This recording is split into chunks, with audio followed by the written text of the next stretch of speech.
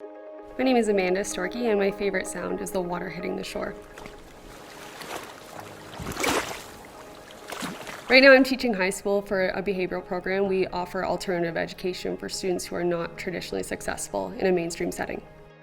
Well, I have a pretty firm classroom management style. I think a lot of it is due to the fact that I am hearing impaired. So I always ask my kids to be mindful of that it's a big job for me every day to be in the classroom. I lost my hearing when I was in my early 20s. When I started to realize that I was losing my hearing, I was like, how is this going to impact my students and their safety in the classroom? I was terrified.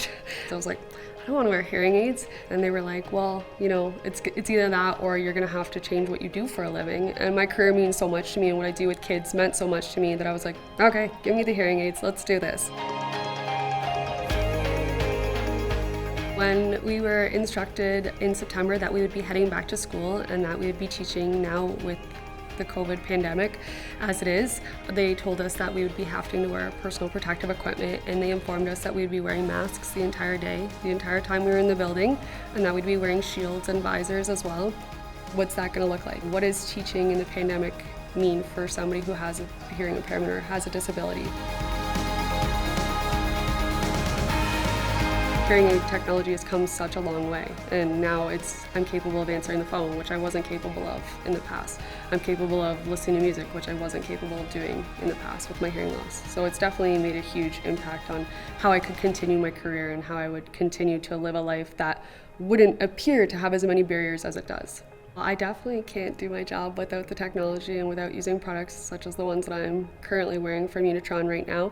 It eliminates that element of fatigue because I'm not working twice as hard. The technology is doing the other work for me. It's kind of meeting me there in the middle, so I don't feel like I have to do extra throughout the day to try to hear things, to try to know if people are moderating their voices, to know if a student's upset, to know if a student is speaking quietly because they're having an emotional issue. So it's eliminated a lot of the guesswork in my day-to-day experiences as a teacher by allowing me to have a better understanding of their needs, so I don't feel that I'm falling short for them during the day.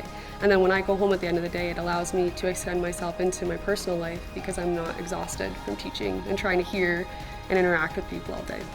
Before I had technology in my classroom, I would really have to be paying attention, and like I mentioned, it eliminates that ability to multitask. It eliminates the ability for me to be a stronger teacher because I can't work on the next step of the lesson if I'm watching to see if a kid has a question.